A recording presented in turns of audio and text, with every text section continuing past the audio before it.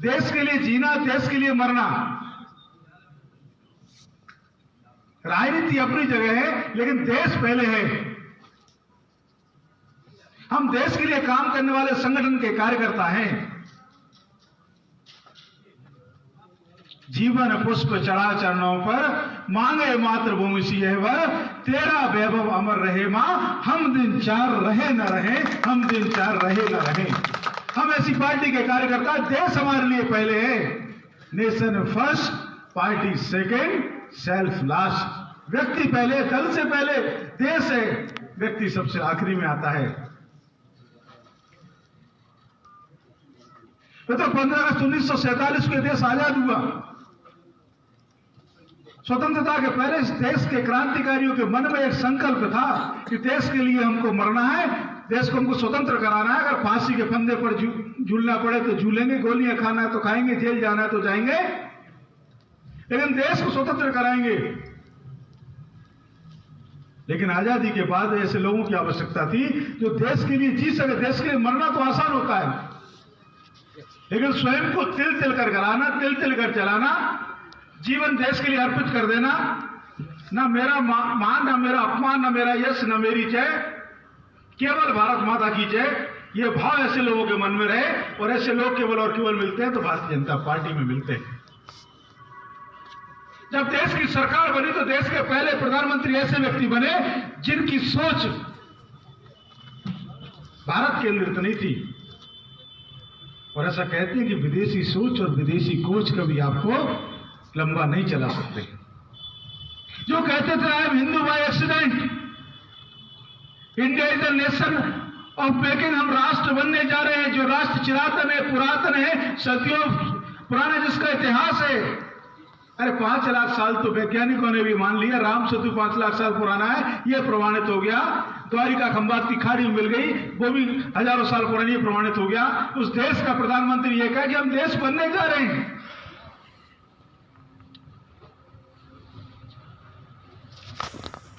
जो कांग्रेस पूछना चाहिए, कांग्रेस के मित्रों से मैं सवाल आपसे उठा रहा हूं। इस देश को श्रेष्ठतम संविधान दिया। दुनिया में अगर कोई अच्छा लिखित संविधान है तो भारत का संविधान है। वो संविधान देने का काम बाबा साहब अंबेडकर ने किया था। अगर बाबा साहब ना होते तो हमारा संविधान इतना श्रेष्ठ नहीं होता, इसको मानना चाहिए। लेकिन केवल नेहरू जी की छवि चमकना चाहिए, उसके लिए अगर सुभाष चंद्र बोस को कांग्रेस छुड़वाना पड़े तो छुड़वा देना चाहिए, समकक्ष नेताओं को अगर पीछे रखना चाहिए तो रख देना चाहिए, सरदार पटेल को प्रधानमंत्री नहीं बनने देना चाहिए तो नहीं बनने देना चाहिए, भारत का विभाजन हो जाए तो हो जाने देना चाहिए। ऐसी सोच के साथ राज करने वाले लोगों ने जो बाद में कहते थे हम दलितों को उद्धार करेंगे, उनसे पूछना चाहिए कि बाबा साहब भीमराव अंबेडकर को संसद से बाहर का रास्ता किसने दिखाया। पहली सरकार में जो मंत्री थे इस देश के कानून मंत्री, वो दूसरे लोकसभा चुनाव में, तीसरे लोकसभा चुनाव में कांग्रेस ने प्रत्याशी खड़ा करके उनको संसद से बाहर रखने का पाप किया। जो कांग्रेस आज दलित उद्धार की बात करती थी। सरदार पटेल ने देश की रियासतों का एकीकरण किया, विलीनीकरण किया। 350 से ज्यादा रियासतें इस देश के एक सीमा में आ गई। लेकिन जम्मू कश्मीर को विशेष राज्य का दर्जा देकर 370 लगाकर भारत के मुकुटमणि पर कांटा ठोकने का काम पंडित जवाहरलाल नेहरू ने किया। तब ये सवाल इस देश के लोगों मन में था कि देश ऐसे ही चलता रहा, इस स्वतंत्रता को आखिरकार हम कितने साल तक संभाल कर रख पाएंगे। अगर भारत की योजना, भारत की सत्ता भारत की सोचने वाली न हुई तो भारत कैसे रहेगा, ये सवाल इस देश के लोगों के मन में था। उसी मंत्रिमंडल के मंत्री डॉक्टर श्यामा प्रसाद मुखर्जी जो उस समय उद्योग मंत्री थे, उन्होंने कहा मैं एक ऐसे दल को बनाना चाहता हूं जिसकी सोच भारत के लिए हो, जिसकी सोच भारत माता के लिए हो, जो इन समस्याओं से भारत को मुक्त करा सके। तब 1951 में जनसंघ की स्थापना हुई। जो कांग्रेस के लोग पूछते हैं कि भारत की स्वतंत्रता में भाजपा का योगदान क्या है, तो उनको बताना चाहिए कि स्वतंत्रता में देश के हर देशवासी का योगदान था। लेकिन देश की आजादी के पश्चात देश में पहला बलिदान देश की एकता और अखंडता के लिए किसी ने किया है तो भारतीय जनता पार्टी है, वो भारतीय जनसंघ है। जम्मू कश्मीर में 370 के कारण वहां के संविधान अलग था, वहां के मुख्यमंत्री को प्रधानमंत्री कहते थे, वहां का ध्वज अलग था। तब नए नवोदित जनसंघ ने इस देश में 2 निशान 2 विधान 2 प्रधान नहीं चलेंगे, इसको लेकर डॉक्टर श्यामा प्रसाद मुखर्जी ने आंदोलन किया और उनका वहां पर बलिदान हुआ। उनके सहायक के रूप में अटल जी उस समय वहां थे। एक नौजवान पत्रकार अटल जी को उन्होंने कहा, अटल मैं बिना परमिट के कश्मीर में प्रवेश कर रहा हूं, जाकर देश से कह देना इस देश में 2 निशान 2 विधान 2 प्रधान नहीं चलेंगे। देश के लिए पहला बलिदान डॉक्टर श्यामा प्रसाद मुखर्जी का। हम उस पार्टी के कार्यकर्ता हैं मित्रों। नेहरू जी की नीतियों के साथ संघर्ष करते करते नेहरू जी के बाद उस समय के लिए लाल बहादुर शास्त्री जी प्रधानमंत्री बनी, पर उनकी भी रहस्यमय परिस्थिति मृत्यु हो गई।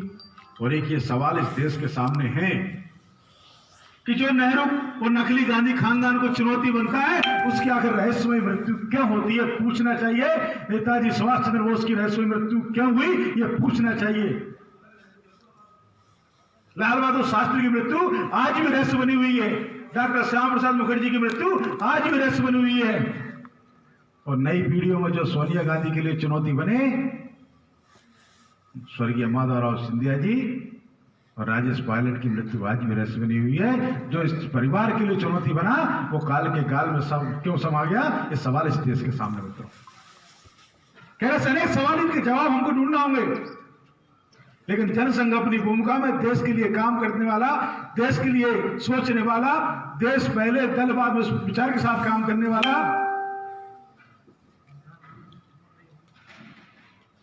भरी दोपहरी में अंधियारा, उस अंधियारे को दूर करने का संकल्प लेकर दिया जलाने की बात करने वाले हम अपनी सतत जो हमारा चरैवेती के मंत्र हमको दीनदयाल जी ने दिया था, उस चरैवेती के पथ पर चरैवेती करते रहे। नेहरू जी के बाद इंदिरा जी प्रधानमंत्री बनी। अब एक सवाल बड़ा फिर आता है बार बार, मेरा मन मानता नहीं, कई बार सोचता हूं कि ना बोलूं। आज कांग्रेस का स्थापना दिवस है, अब मुझसे पूछना मत राहुल गांधी कहां है। हम भारतीय जनता पार्टी में काम करते हैं तो ये पार्टी नहीं परिवार है, परिवार भाव से काम करते हैं।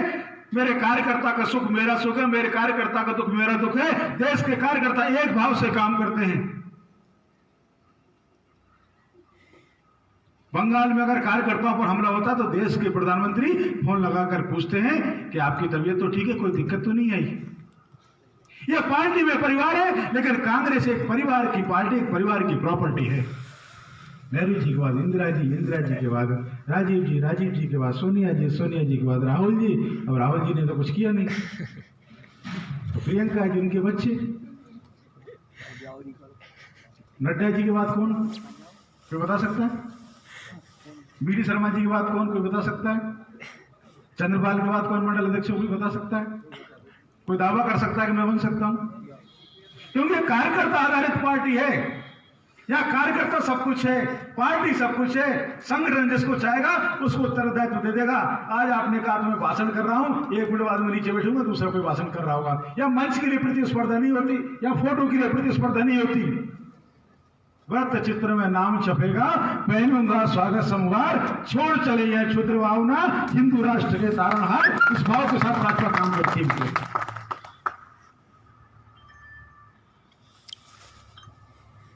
कांग्रेस लोकतंत्र की बात करती है, इंदिरा जी की बात उस पर आ रहा था। बार बार कांग्रेस कहते हैं लोकतंत्र लोकतंत्र लोकतंत्र। अरे लोकतंत्र को सबसे पहले सर्वसार किया तो आपने किया। आप आज ईवीएम पर आरोप लगाते हो। अरे आपने तो हमेशा से इस देश के लोकतंत्र को बंधक बनाकर रखा है। कांग्रेस के डेलीगेट्स ने नेताजी सुभाष चंद्र बोस को कांग्रेस का राष्ट्रीय अध्यक्ष निर्वाचित किया था। बहुमत से 1000 से ज्यादा वोटों से कांग्रेस के राष्ट्रीय अध्यक्ष पट्टाभी सीतारामैया को हराकर चुने गए थे। उस नेताजी सुभाष चंद्र बोस को इन कांग्रेसियों ने कार्य समिति तक नहीं बनाने दी, इस्तीफा देकर उनको देश छोड़कर जाने पर मजबूर कर दिया गया था। तब आपका लोकतंत्र कहां था? इस देश के प्रधानमंत्री के लिए कांग्रेस की प्रांत इकाइयों से प्रस्ताव मंगाए गए थे। उसमें 15 राज्यों में हुआ करते, 15 राज्यों में सरकार थी, 15 प्रस्ताव आए थे। 13 प्रस्ताव सरदार पटेल के थे, एक पट्टाभी सीतारमैया का था, एक केवल जवाहरलाल नेहरू का था, 13 के मुकाबले 1 वाला प्रधानमंत्री बना, तब आपका लोकतंत्र कहा था। इंदिरा जी देश की प्रधानमंत्री बनी और पता नहीं क्यों भ्रष्टाचार और चाटुकारिता ये कांग्रेस में की पर्याय है या इनसे ही कांग्रेस का जन्म हुआ है। देश के प्रधानमंत्री के लोकसभा के निर्वाचन को चुनौती दी गई। आपका निर्वाचन अवैध है, आपने भ्रष्टाचार किया है। जितने वोट गिरे थे उससे 50,000 ज्यादा वोटों की काउंटिंग हुई। हाई कोर्ट ने कहा प्रधानमंत्री का निर्वाचन शून्य घोषित किया जाता लोकसभा सदस्य के नाते। कोई और व्यक्ति होता तो कहता ठीक है हम इस्तीफा देते हैं, अगले चुनाव का सामना करेंगे। लेकिन कहते हैं कि जिसका विवेक मर जाए उससे कोई अपेक्षा नहीं की जा सकती। और एक परंपरा अपने यहां है, चाटुकारिता परंपरा। सचिव वैद गुरु तीन जे भय बोले प्रियास, राज धर्म तन तीन कर होई बे गई नाश। कांग्रेस के अध्यक्ष देवकांत बरुआ कहते हैं इंदिरा इज इंडिया, इंदिरा ही भारत है। भारत तो और कुछ नहीं है, लोकतंत्र कुछ नहीं है, न्याय व्यवस्था कुछ नहीं है, प्रेस व्यवस्था कुछ नहीं है, विपक्ष कुछ नहीं है। आपको चुनौती दी है, आप आपातकाल लगा दीजिए। और आप सब लोगों ने अभी भोजन किया होगा, बाल्टी में आपने देखा होगा सब्जी रखी होगी और जहां चमचा होता है वो चमचा बर्तन को खाली कर देता है। और नेताओं के साथ अगर चमचा लग गया उसका सर्वनाश सुनिश्चित है। बिल्कुल। आपातकाल स्टेज पर लगाया गया, बड़े बड़े नेताओं को गिरफ्तार कर लिया, अटल जी, आडवाणी जी, मधुली में, जॉर्ज फर्नांडिस, विपक्ष नाम की चीज, सबको गिरफ्तार कर लिया गया। और इतना अत्याचार किया गया कि 11वीं क्लास में पढ़ने वाला 13 साल का बच्चा शिवराज सिंह चौहान स्कूल के फंक्शन में भाषण देते हैं, भाषण अच्छा करते थे तो सामने जो श्रोता थे सूर्यकांत केलकर विद्यार्थी परिषद के प्रदेश संगठन मंत्री, वो कहते बाद उससे परिचय पूछते तुम्हारा नाम क्या है? भाई मेरा नाम शिवराज सिंह चौहान है। कहा रहते हो? रेत घाटी पर रहता हूं। डायरी में नाम पता लिख लिया गया। वो किसी संगठन से जुड़े नहीं थे, कोई सामाजिक कार्यकर्ता नहीं थे। लेकिन सूर्यकांत केलकर गिरफ्तार होते हैं और इसमें तो एक बहुत बड़े अपराधी का नाम लिखा है शिवराज सिंह चौहान, जाओ पकड़ के लाओ। उस 11वीं क्लास के विद्यार्थी को बिना किसी अपराध के 13 महीने जेल में रखा गया। भोपाल में एक गुरबख्श सिंह हुआ करते थे सरदार, किसी रामलाल को पुलिस पकड़ने आई, रामलाल नहीं मिला तो गुरबख्श सिंह को पकड़ ले गई। 1.5 साल जेल में रहा और उसके लिखा गया रामलाल उर्फ गुरबख्श सिंह। व्यक्ति नहीं था, जो मिला उसको पकड़ दो, बंद कर दो। क्योंकि तानाशाही के खिलाफ बोलेगा नहीं कि इस देश के लोकतंत्र की विशेषता है। संयुक्त विपक्ष ने इस देश की तानाशाही के खिलाफ संघर्ष किया, लाखों कार्यकर्ता जेल में गए, गिरफ्तार हुए। कितनी ऊंची जेल तुम्हारी देखी है और देखेंगे। प्रधानमंत्री की तानाशाही नहीं चलेगी, नहीं चलेगी। तानाशाही परास्त हुई और देश में पहली गैर कांग्रेसी सरकार बनी। लेकिन कहते हैं कि कुछ लोगों को अच्छी बातें अच्छी नहीं लगती और उनका काम केवल मामला खराब करना होता है।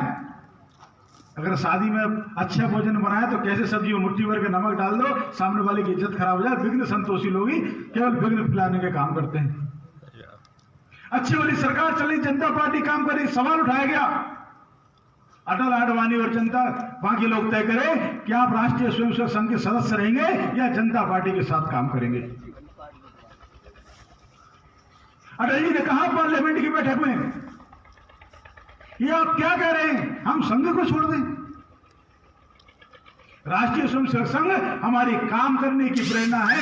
देशभक्ति के जो विचार हमारे मन में आते हैं वो हमारी प्रेरणा है। संघ हमारे लिए संजीवनी है, जीवन शक्ति है। राजनीति छोड़ सकते हैं, राष्ट्रीय स्वयंसेवक संघ को नहीं छोड़ सकते, नहीं छोड़ सकते, नहीं छोड़ सकते।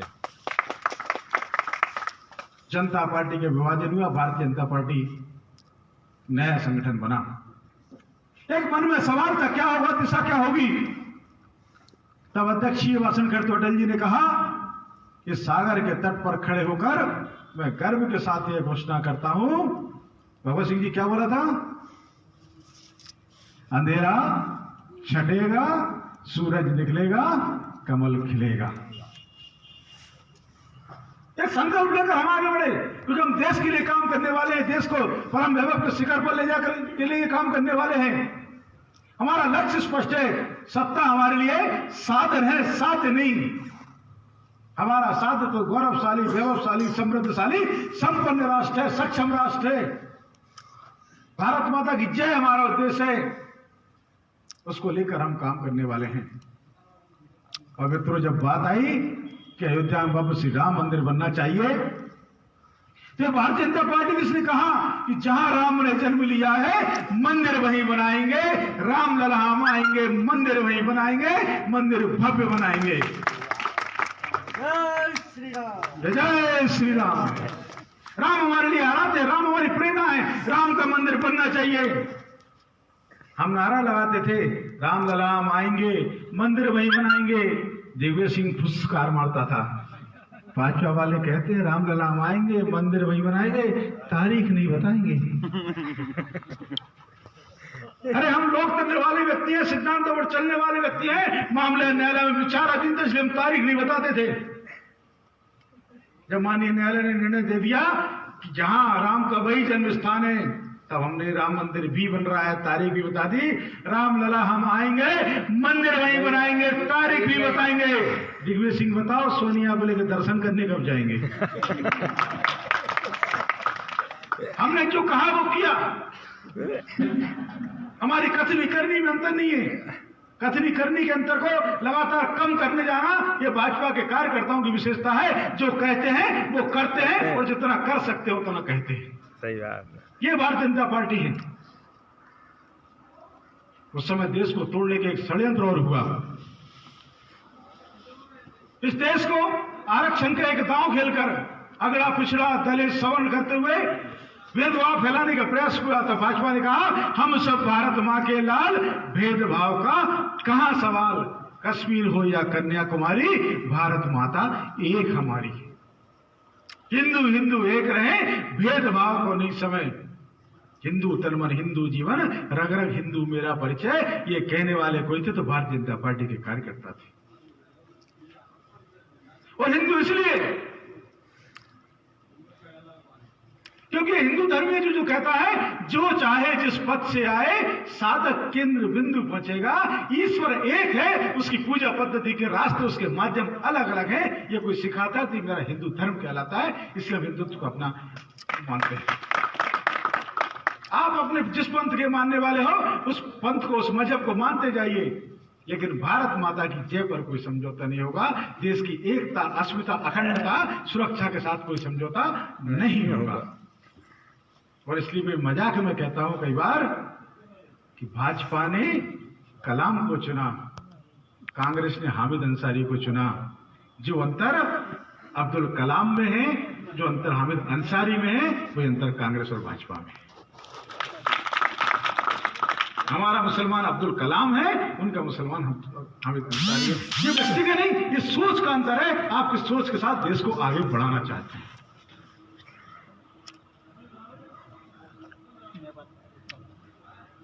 1991 में पीवी नरसिम्हा राव इस देश के प्रधानमंत्री बने।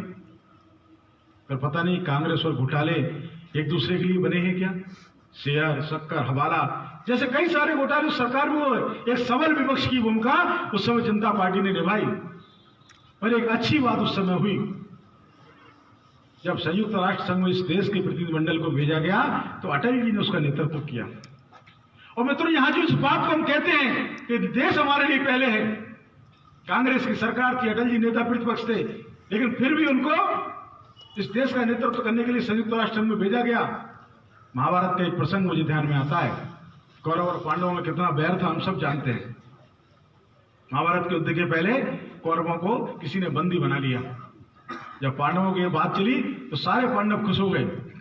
युधिष्ठिर, भीम ने कहा आप तो ठीक है, निपटने बढ़ने दो, टेंशन फ्री। अर्जुन ने कहा आप क्या दिक्कत है, लड़ाई नहीं होगी, अपना राज। तब धर्मराज शब्द का इस्तेमाल कर रहा हूं, धर्मराज युधिष्ठिर ने कहा अर्जुन हम आपस में 100 और 5 हैं, लेकिन जब दूसरे के लिए बात आएगी तो हम 105 है, वयम पंचाधिकम शतम। वो गए, उनको छुड़ा कर लाए।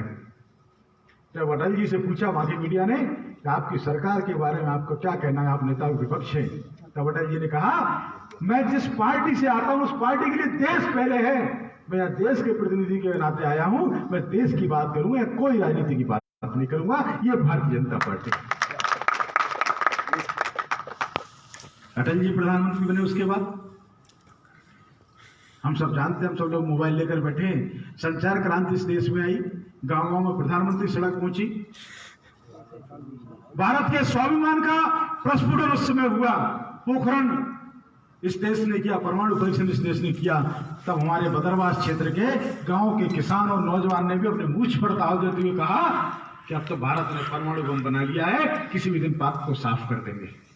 एक स्वाभिमान इस देश के अंदर आया। इस देश की सरकार परीक्षण नहीं कर सकती थी। ये भाजपा की समर्पण, भाजपा की कुशाग्रता, भाजपा की नीति है कि जो अमेरिका ये कहता था कि दुनिया में कहीं सुई भी गिरती है तो अमेरिका को पता चल जाता है। भारत ने परमाणु परीक्षण भी कर लिया, जब तक इस देश के प्रधानमंत्री ने घोषणा नहीं किया पर अमेरिका को पता नहीं चला। ये भाजपा है, ये हमारा सुशासन है, ये हमारी क्षमता है। तो उस दौरान कारगिल का युद्ध भी हुआ। और हमारे यहाँ जब कहते हैं कि पाकिस्तान के साथ युद्ध होता है तो युद्ध तो बड़ी चीज है। अगर भारत पाकिस्तान में क्रिकेट मैच हो जाए तो देशभक्ति लहरें लेने लगती है, लहरें उमड़ने लगती हैं। पाकिस्तान के साथ युद्ध चल रहा था, कभी कविता सुनाने में लगे, इस देश का राष्ट्र जागरण करते थे। कभी कुछ कविताएं आप सबने भी सुनी होंगी। लोग पाकिस्तान को चुनौती देते थे कि जितनी तेरी आबादी उतने चलते रेलों में, जितने तेरे सैनिक हैं उतने भरे हैं जेलों में, जितना गोला बारूद है ये पाक तेरे तोपखाने में, उतना तो हम जलाते हैं दीपावली मनाने में। ये कभी कविता चलने लगी। बस एक बार चुनौती दे दो उस नादान पड़ोसी को, कायरता ना समझे भाई सिंहों की खामोशी को। अब की बार युद्ध हुआ तो आसान नहीं होगा, कश्मीर तो होगा लेकिन पाकिस्तान नहीं होगा। सैनिक सीमा पर लड़ रहा था, उसके घर वाले, उसकी माँ, उसकी बहन, उसकी पत्नियां उसको कह रहे थे जाओ घर, अगर आप तुम्हारी लाश आए तो लाश में गोली सीने पर होना चाहिए, पीठ पर गोली नहीं होना चाहिए। अब माँ ने खत लिखा चाव से, पुत्र न मेरा दूध ल जाना, 1 इंच पीछे मत हटना, चाहे इंच घट जाना। ये भाव उस समय कारगिल युद्ध के समय था। लेकिन अटल जी की सरकार थी, इसने उस समय जो काम किया, उससे पहले भी युद्ध हुए, सैनिक सीमा पर पहले भी शहीद होते थे, लेकिन सैनिक की लाश कभी उसके घर पर नहीं आती थी। ये अटल जी की सरकार थी, भाजपा की सरकार थी कि सैनिक का सब उसके घर पर आया, सारा देश उसके सम्मान उठकर खड़ा हुआ और राजकीय सम्मान के साथ अंतिम संस्कार हुआ। ये भारतीय जनता पार्टी थी। कारगिल युद्ध हम जीते, लेकिन कहते हैं कई बार अच्छा काम करते रहे तो लोगों को लगता है कि ये तो अच्छा कर रहे हैं, थोड़ा बुरा करने वालों को फिर से पलट देख लिए जाए। राम राज्य के बाद तो फिर कुछ हुआ, महाभारत धर्म की स्थापना के लिए हुआ, और जैसे ही महाभारत पूरा हुआ कलयुग आ गया। ये हुआ, हम सब जानते हैं। तो अटल जी की बात 10 साल के लिए फिर यूपीए, अनप्रिंसिपल्ड अलायंस, बिना सिद्धांतों का गठबंधन, इसकी सरकार आई और प्रधानमंत्री ऐसे व्यक्ति को बनाया गया जितनी चाबी भरी राम ने उतना चले खिलौना। चुटकुले चलते थे कि डॉक्टर साहब के दांत में दर्द हुआ, डेंटिस्ट के पास गए, उसने कहा प्रधानमंत्री के मुंह खोल लीजिए। उन्होंने लिख कर दिया, मैडम से पूछ लूं क्या? इस प्रकार की सरकार, घोटाला पे घोटाला, 2G घोटाला, 3G घोटाला, CWG घोटाला, जीजाजी घोटाला। आज ये किसानों की बात करने के लिए, किसान का मतलब कैसा किसान है? कंपनी 1 लाख रुपए उधार देती है, भैया आप जमीन खरीद लो, आगे बढ़ के उधार दे 1 लाख रुपए, और 1 साल बाद उसी जमीन को 67 लाख में खरीद लेती है। जैसा हमको उधार देने वो सब खरीद ले। जोक चलते थे कि दिल्ली की सीमा के बाद, दिल्ली राजस्थान की सीमा पर एक टैक्सी वाले से किसी ने कहा कि भैया मुझे 4 खेत दूर तक छोड़ दो। तो टैक्सी वाला, दिल्ली वाला चतुर था, दिल्ली के लोग कैसे चतुर अपन देख रहे हैं, आम आदमी पार्टी उठा दिया है। तो उसने कहा 200 रुपए लूंगा।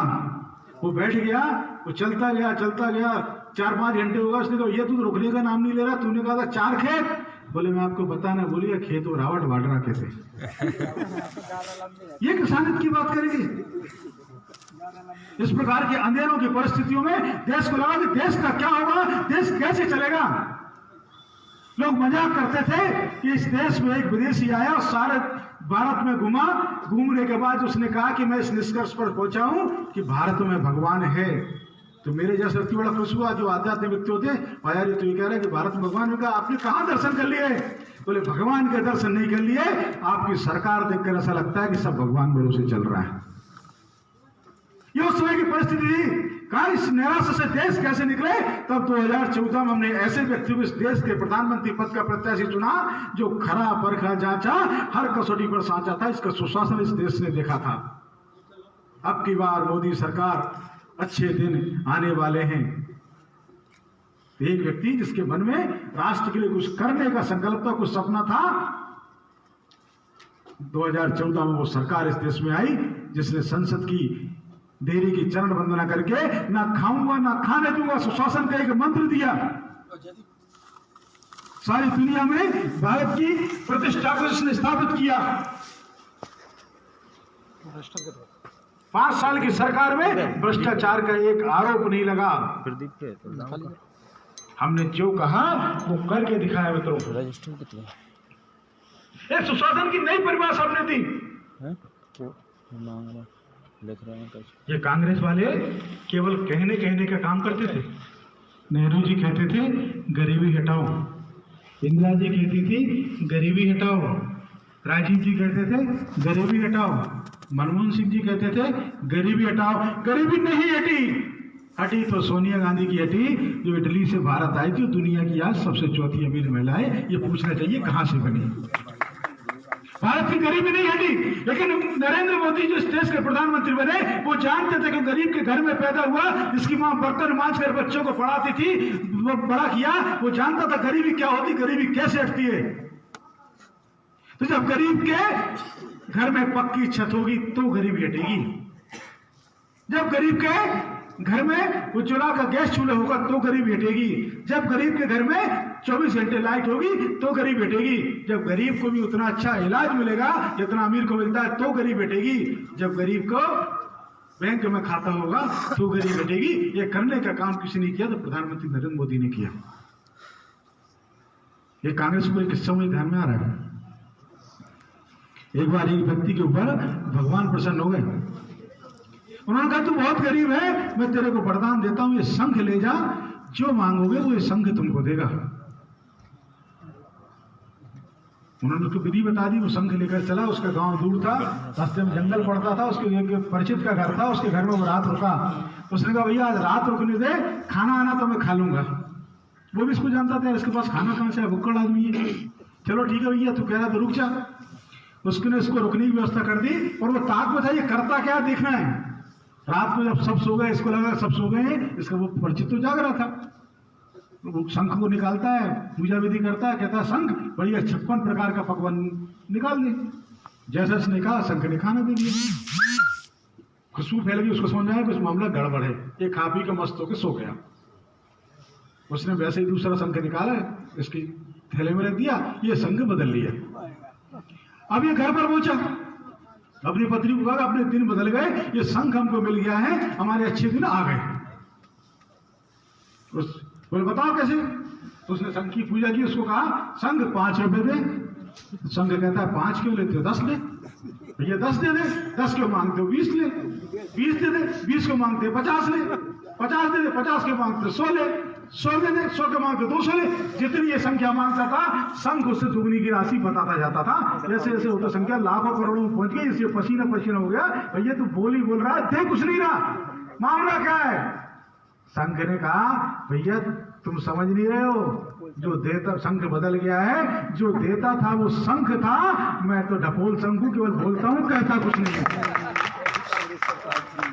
ये ढपोल शंख कांग्रेस कहती है गरीबी हटाओ, गरीबी हटाओ। गरीबी नहीं हटी क्योंकि ये ढपोल शंख से बचते रहे। नरेंद्र मोदी था जिसने गरीबी हटाने का काम इस देश में किया है। ये हमारी सरकार है, हमारा सुशासन है। इस देश के एक प्रधानमंत्री थे जिनके बेटे जी आज विदेश गए हैं। मैं रन्नौत की उस सभा में था, बहुत छोटा था 1985 में।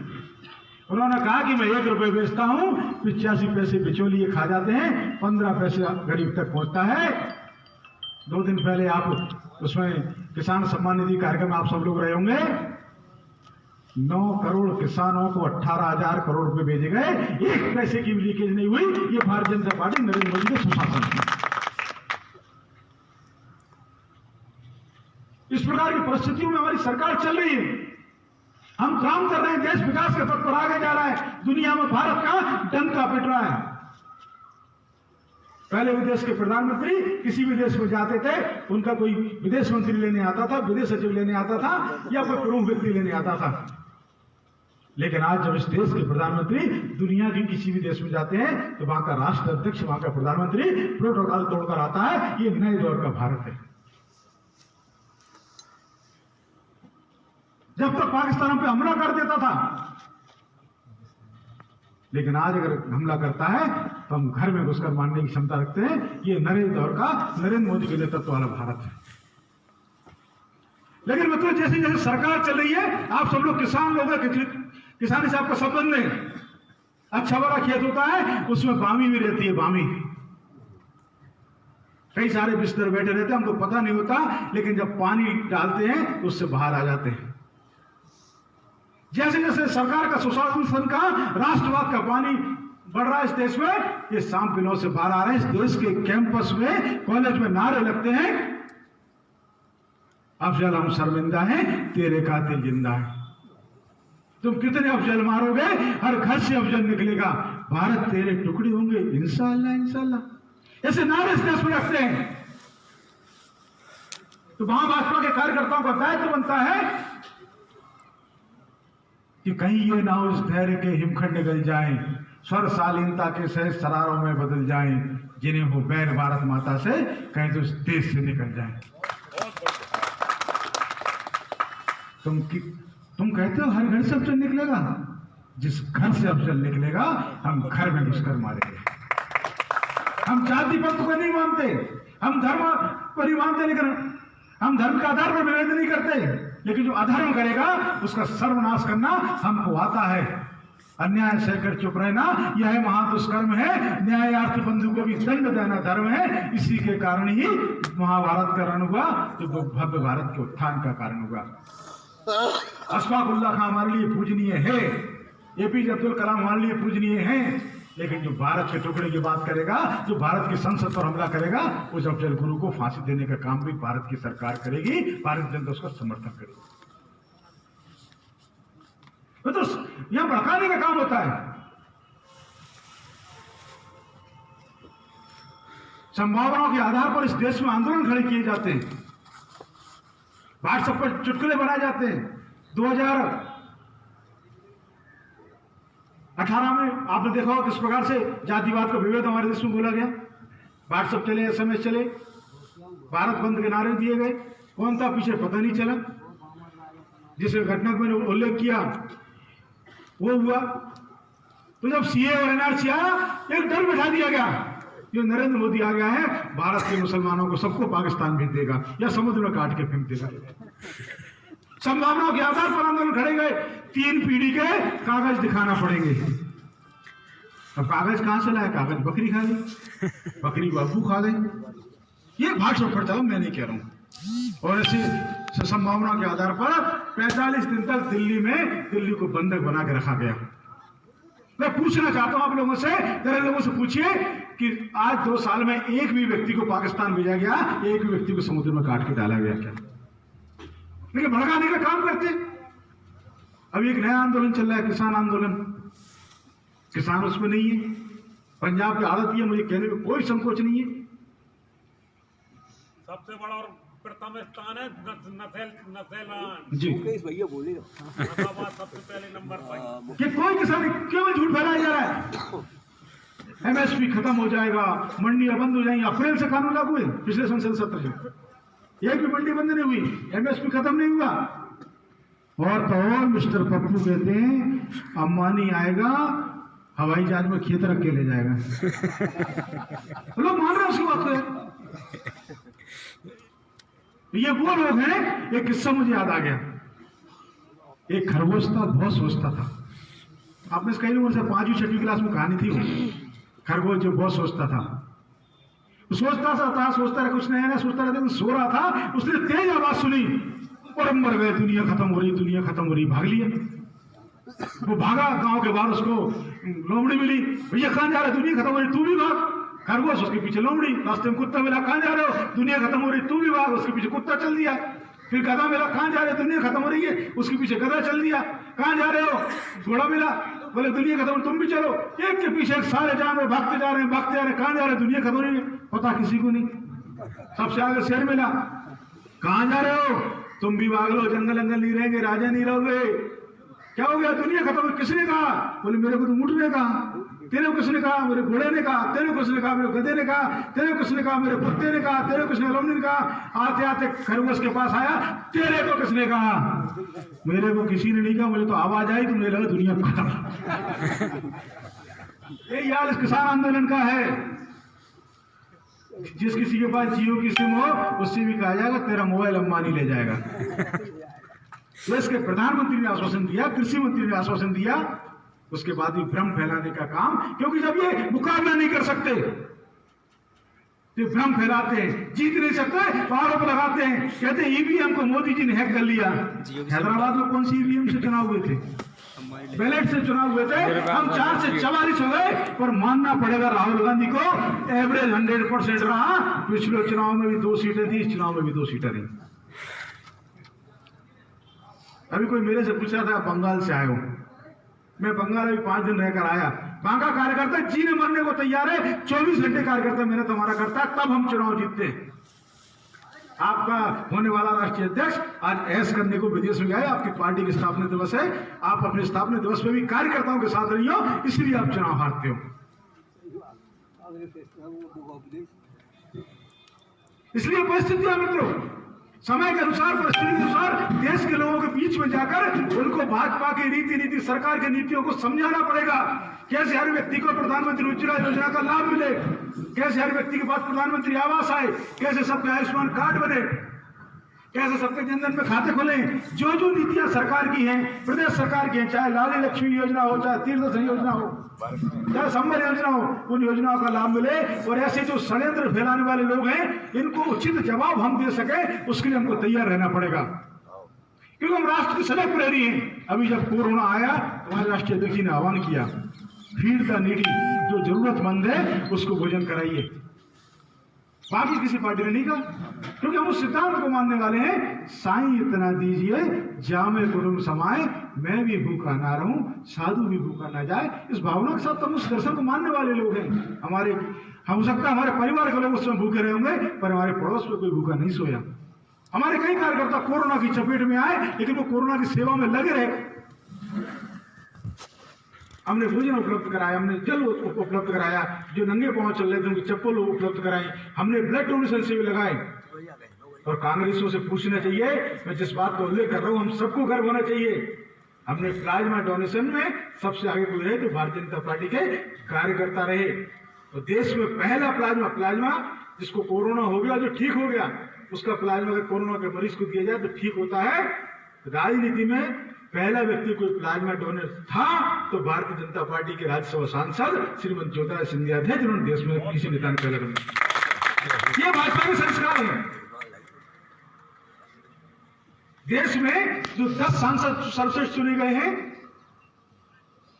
जिन्होंने कोरोना काल में सबसे अच्छा काम किया है, उसमें नंबर 1 पे कोई सांसद है तो मध्य प्रदेश के उज्जैन के अनिल फिरोजिया हैं, नितिन गडकरी जी हैं। 10 में से 8 सांसद भारतीय जनता पार्टी के हैं। कांग्रेस का एक भी सांसद 10 में नहीं है।